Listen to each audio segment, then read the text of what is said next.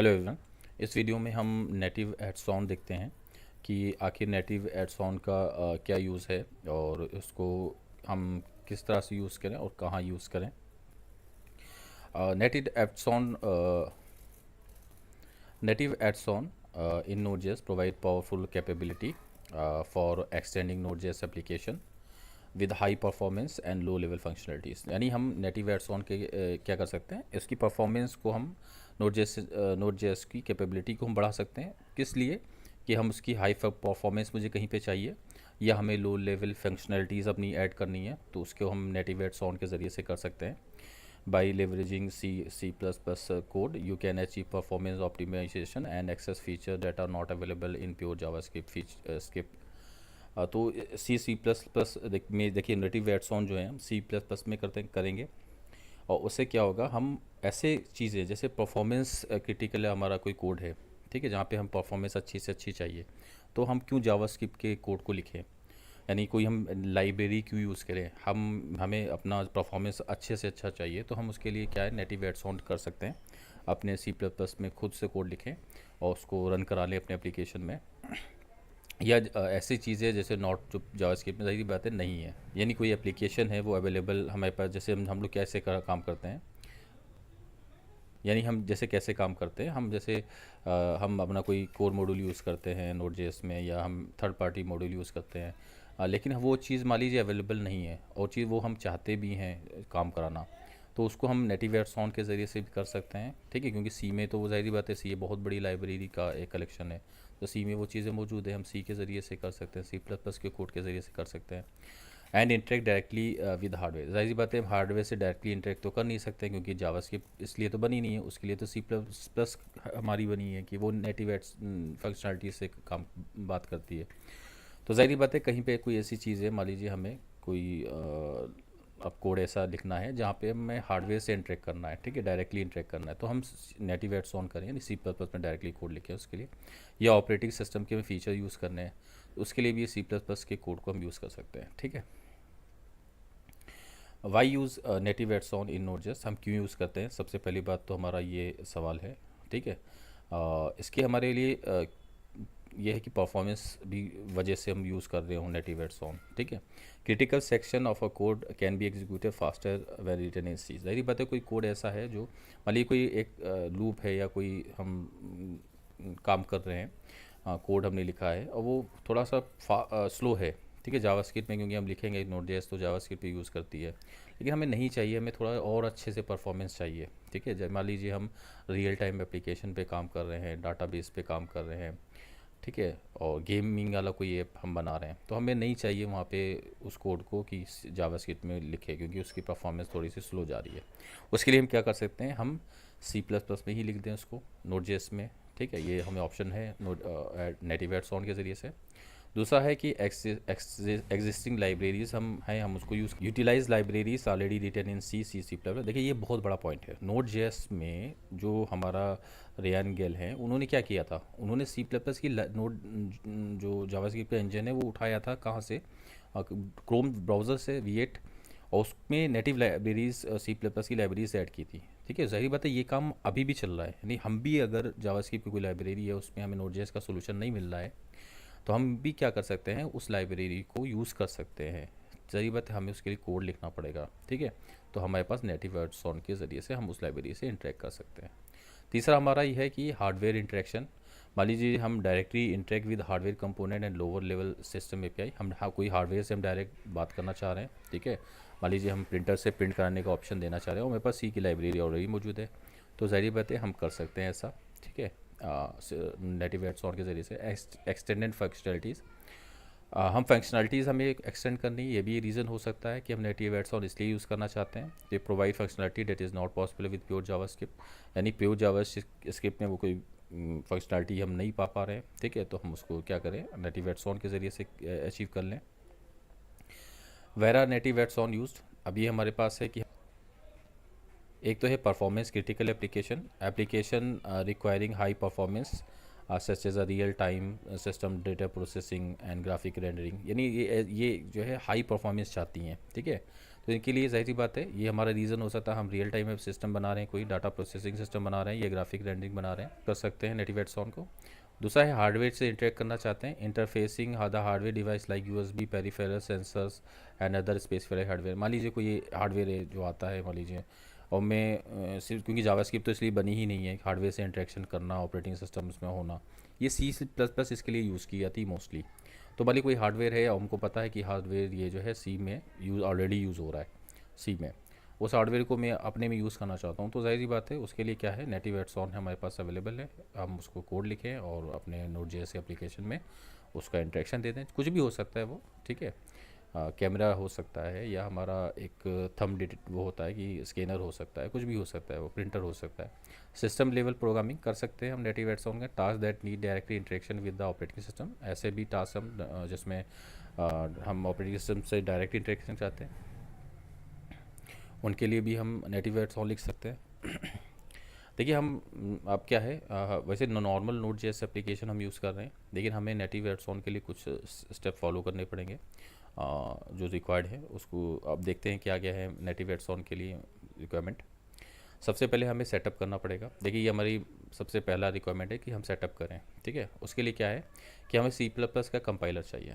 तो अगर आप लाइनक्स और मैक पे काम कर रहे हैं तो G++ आपको चाहिए, और अगर अगर आप हमारे अपने विंडोज़ पे काम कर रहे हैं, क्योंकि मैं विंडोज़ पे ही काम कर रहा हूँ, तो हमें चाहिए विजुअल स्टूडियो चाहिए। ये हमारे पास C++ का ज़रूर चाहिए, ठीक है।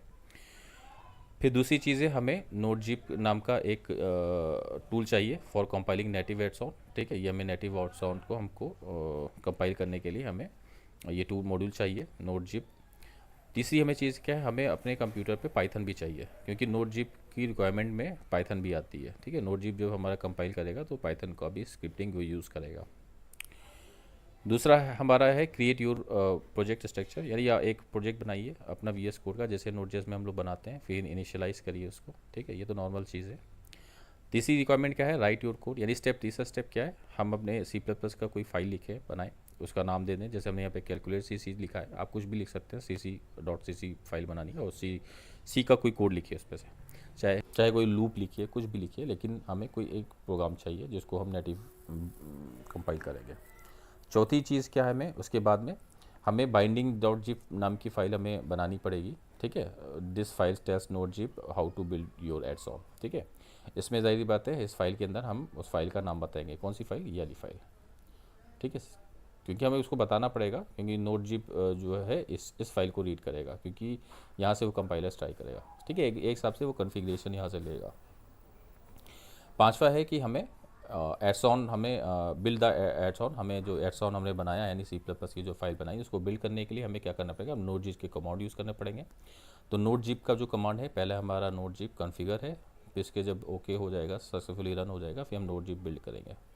फिर लास्ट में देखिए हम index.js हमारी फ़ाइल जो होती है उसमें हम अपना काम करेंगे, यानी जो हमारी जो फाइल बिल्ड होगी, ये जो बिल्डिंग हो जाएगी, तो हमें उससे एक फ़ाइल मिलेगी, उस फाइल को हम इंपोर्ट करेंगे, जिस हिसाब से हम नॉर्मली इंपोर्ट करते आते हैं जावास्क्रिप्ट में, इंपोर्ट करेंगे, फिर उसको यूज़ करेंगे, ठीक है। तो अभी हम VS कोड पे चलते हैं। देखिए हम एक क्या करेंगे, C++ में कोई लूप लगा के एक कोड लिखने जा रहे हैं, और फिर उसी का नॉर्मल जावास्क्रिप्ट के कोड में भी लूप लिखेंगे, और फिर हम दोनों को रन कराएंगे अपने index.js में, और दोनों की टाइमिंग देखेंगे कि उसमें कितना टाइम लग रहा है C++ में रन होने में, और फिर प्योर जावास्क्रिप्ट में रन होने में कितना टाइम लग रहा है। ये हमारा टास्क है। चलिए इस कोड पे चलते हैं। सो देखिए हम यहाँ प्रोजेक्ट पे आ गए हैं, तो हमारे पास इसको हम एक्सप्लेन करेंगे। उससे पहले हमारे पास पता होना चाहिए, हमारे पे कंप्यूटर पे कुछ चीज़ें होनी चाहिए।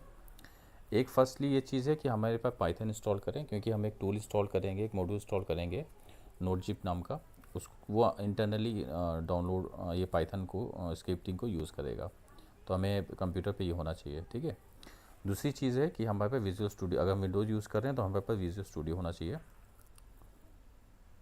ठीक है। हमारे पे देखिए विजुअल स्टूडियो 2022 पड़ा है, और ये कंपाइलेशन में काम वर्क करता है हमारा सी का कोड को, ये हमारे पास होना चाहिए।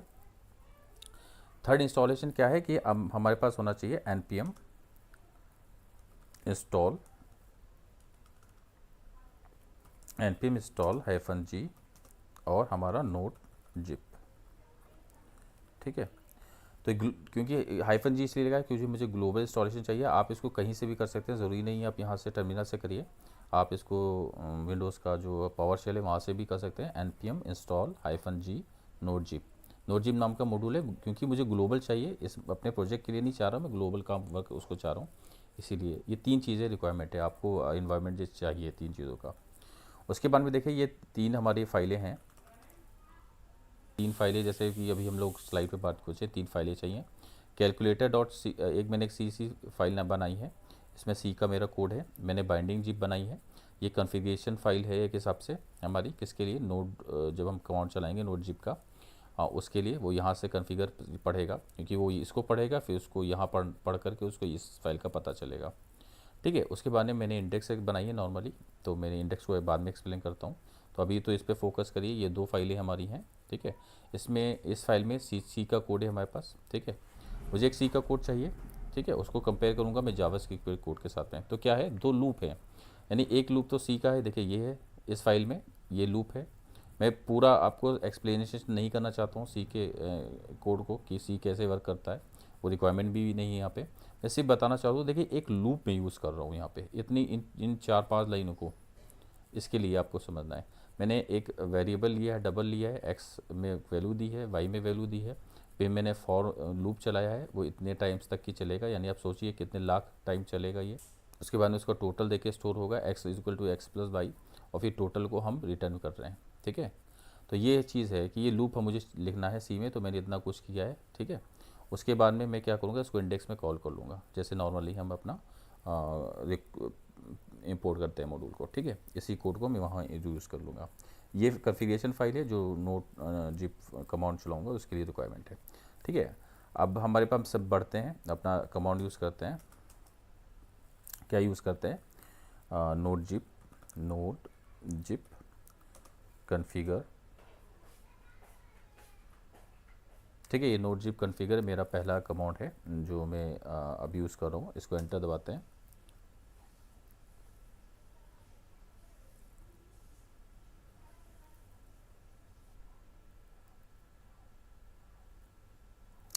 देखिए ये ओके आ गया लास्ट में, देखिए लास्ट में ओके हुआ है, इसका मैंने सक्सेसफुली चला है उसने ये। ठीक है। बिल्ड नाम का फोल्डर इसने बनाया है। ठीक है। इसकी समझने की रिक्वायरमेंट पूरी अभी नहीं है, सिर्फ इतना आप यूज़ करेंगे तो ये बिल्ड फोल्डर बना देगा। अब दूसरा हम कमांड हमारे पास है npm, बिल्ड करना जा रहे हैं अब हम npm जिप। ठीक है। उसके बाद में हमारा स्पेस दे के बिल्ड। ठीक है। ये हमारा बिल्ड कर देगा, हमारा एक फ़ाइल हमको चाहिए उसको बिल्ड कर देगा पूरे को। और सॉरी मैंने यहाँ पे npm लिख दिया, मुझे लिखना था नोड जिप बिल्ड। ठीक है। एंटर दबाते हैं।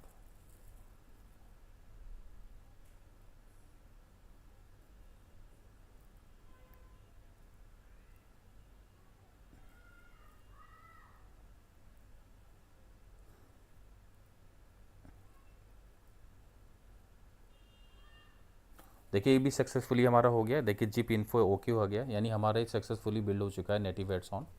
अब इसको हम यूज़ करने जा रहे हैं इंडेक्स में, यानी ये हमारा काम इंडेक्स फाइल में हम आते हैं। और इसमें देखिए हम पहले तो इसको अपना कुछ फंक्शंस हैं उसको हटा देते हैं।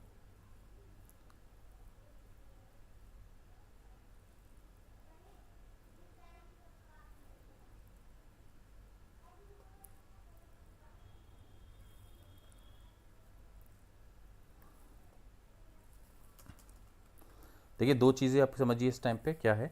एक तो मैंने ज़ाहिर बात है जो मॉड्यूल बिल्ड किया, देखिए बिल्ड किया, बिल्ड रिलीज़, यहाँ पे बिल्ड फोल्डर है, उसके अंदर रिलीज़ नाम का फोल्डर है, उसके अंदर हमारा कैलकुलेट नाम का हमारा फाइल है। ठीक है। उस कैलकुलेट फाइल को अब हम क्या करें, इंडेक्स में मैंने इंपोर्ट कर लिया, वो जो कुछ था उसके अंदर एक्सपोर्ट हुआ है वो इस कैलकुलेटर में आ चुका है। उस कैलकुलेटर में ज़ाहिर बात है हमारा एक, ज़ाहिर बात है उसमें हमारा एक फंक्शन है कैल नाम का, जिसको हमने एक्सपोर्ट किया है, उसको हमने यहाँ पे यूज़ कर लिया। जब हम लॉग करेंगे तो ज़ाहिर बात है हमारे सामने उससे एक हमारा लूप का वैल्यू प्रिंट हो जाएगी। ठीक है। हम सब पूरा कमेंट कर देते हैं अभी फ़िलहाल, आपको सिर्फ इसको रन करा के दिखाते हैं। यानी हमने जो लूप वहाँ से मेथड बनाया उसको हमने इस नाम से एक्सपोर्ट किया है। देखिए इसको चल के देखते हैं, इसको देखिए हमने इस नाम से एक्सपोर्ट किया है। देखिए अब उसको हम यूज़ करने जा रहे हैं। ठीक है। index.js में। ठीक है। यहाँ पे कॉल कर रहे हैं। अब हमें क्या चलाना है, सिंपल में नोड index.js के इस लाइन को केवल मुझे प्रिंट कराना है। देखिए हमारा जो सी प्लस प्लस में जो लूप लिखा था हमने, वो लूप चला और उसने x equal to x plus y का जो भी लास्ट का टोटल था वो उसने उठा करके मुझे दे दिया, यानी लूप खत्म होते ही उसने मुझे टोटल दे दिया। इसमें कुछ समय भी लगा है, ठीक है। ये मैंने इतना आपको समझा दिया कि मेरा सी प्लस प्लस के कोड को देखिए कैसे कॉल। लेकिन अभी हम अब कंपेयर करना चाहते हैं, तो मुझे दो कोड चाहिए, एक सी का कोड चाहिए और दूसरा मुझे एक जावास्क्रिप्ट का कोड चाहिए, यानी वही लूप में जावास्क्रिप्ट में भी मुझे लिखना है।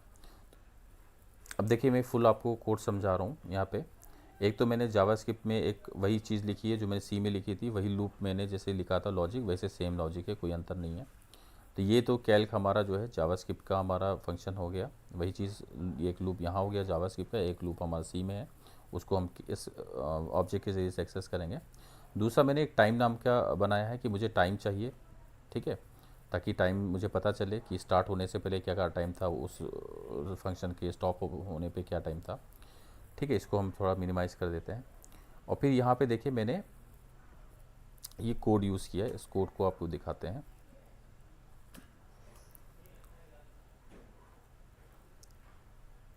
ठीक है, इसको मैं दे देता हूँ सी लूप स्टार्टेड। देखिए मैंने इसको एडिट कर लिया है और यहाँ पे क्या है, पहले हमारा एक लॉग आएगा, यानी एक हमारा हमें स्टार्टिंग बताएगा सी लूप स्टार्टेड और टाइम दे देगा मुझे। ये मैंने एक फंक्शन बना लिया, उसके अंदर टाइम रिटर्न हो रहा है। उससे क्या होगा कि हमें पता चल जाएगा कि ये जो हमारा जो सी का लूप है, देखिए ये सी का जो मेथड है, उसके कॉल होने से पहले ही हमको एक टाइम मिल जाएगा।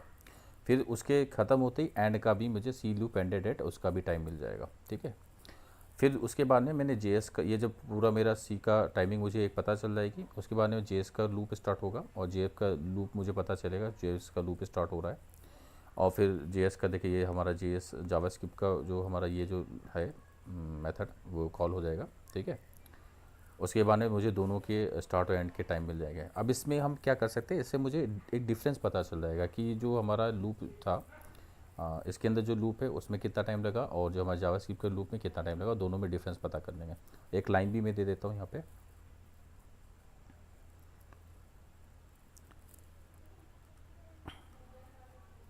या मैं एक लाइन ब्रेक दे देता हूँ, ठीक है। ये मेरा प्योर अब हो गया है कोड। अब इसको मैं चल रन कराता हूँ तो जेएस फाइल को।